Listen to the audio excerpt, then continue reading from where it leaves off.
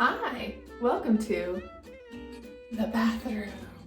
So we have kind of a fun, simple video for you today. We hope you enjoy it, so let's jump right into it. We are washing a dog. Some of you in the dog project probably already done this, but if you are new to the dog project or you have a puppy, this is especially good for you because that is who we're going to be washing today.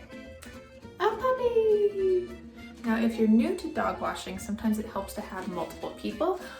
It's just me and Badger today, so our help here is going to be some puppy treats because it helps to have a little bit of an incentive to follow directions. Oh, buddy. No, leave that there. You gotta leave that there. Alright, so let's jump right into it. Step one.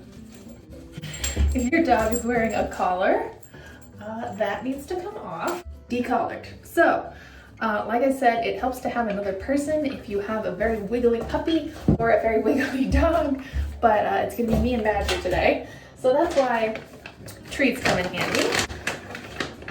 Sit. Oh, what a beautiful sit. Good boy. If they're being particularly wiggly, keeping them in the bathtub with a treat works too.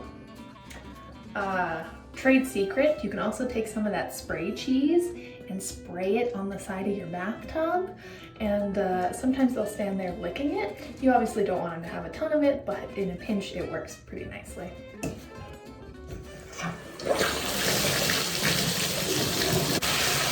Now you don't want your water to be too hot. The best way to check is on your wrist, and if it's the right temperature for you, it's the right temperature for a dog. So let's wet down the dog.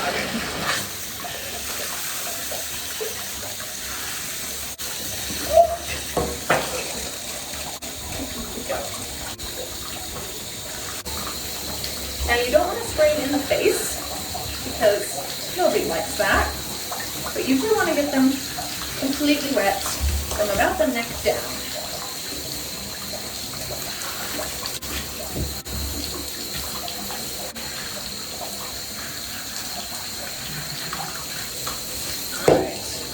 Once they're completely wet from the neck down, you want to get your puppy shampoo. Now the reason we use a puppy shampoo and not a human shampoo is because puppy shampoo doesn't have a lot of scent. Even though it smells good to us, human shampoo, because dogs have such sensitive noses, they don't particularly like all of those really strong, flowery smells. So puppy shampoo is a better way to go. Also, it depends on what kind of dog you have, but if your dog has really sensitive skin, you can get a medicated shampoo that you can get from your vet, but if you just have kind of a regular medium coated dog like this, then you're good to go with just kind of a regular shampoo. Now all I'm doing here is kind of rubbing all the way down to the skin, being pretty gentle, and he's being pretty good right this second. But you want to make sure to not get this in their eyes, because even though it's made to not irritate their eyes, obviously you don't want to get it in their eyes anyway. So you want to get all the way down their legs, and the more you give them baths, the better they get. They may never 100% enjoy it, but they will learn to deal with it.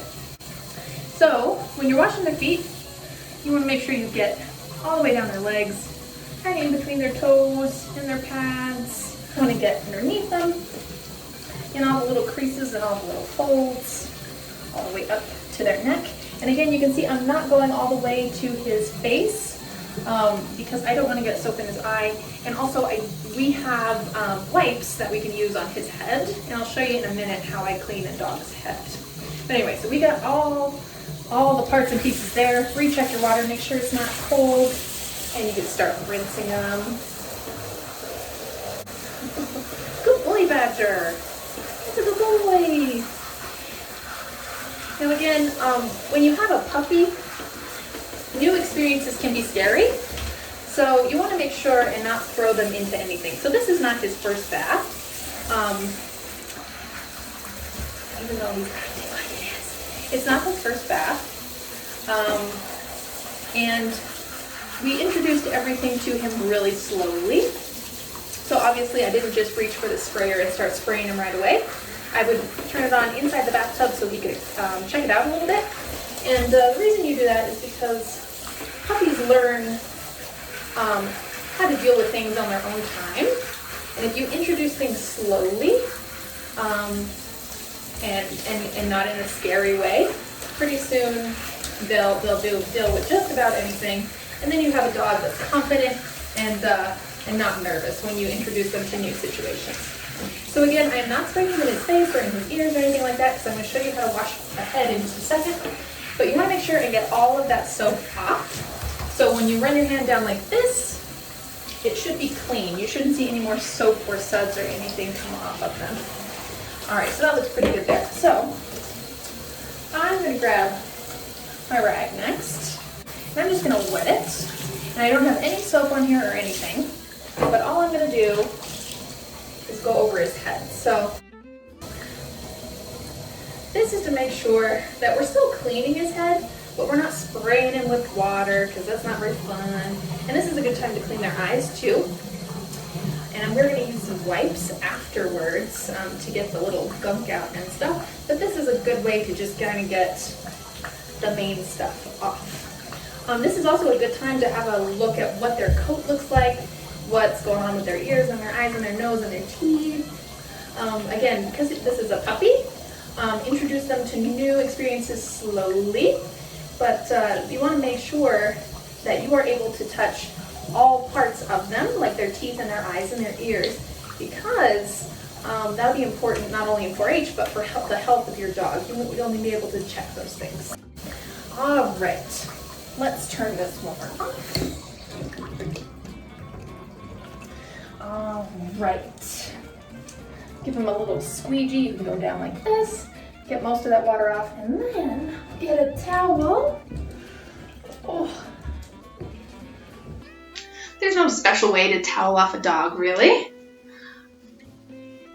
But you do want to make sure that they are mostly dry. So get it kind of around them and kind of rub them. There's nothing fancy.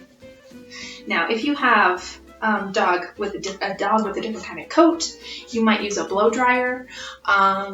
But again, if you have a puppy and you are introducing them to a blow dryer, make sure you do it gently and slowly, because blow dryers can be scary.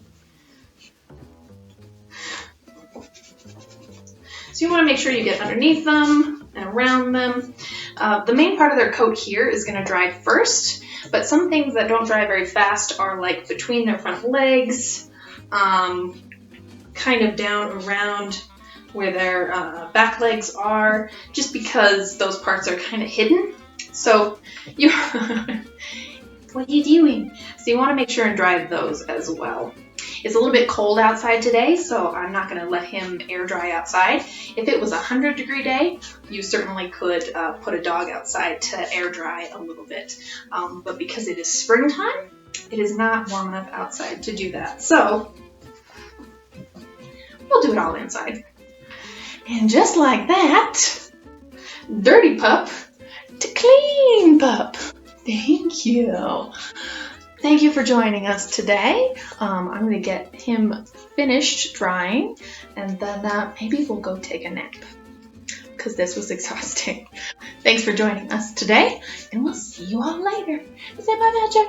Bye. Say bye.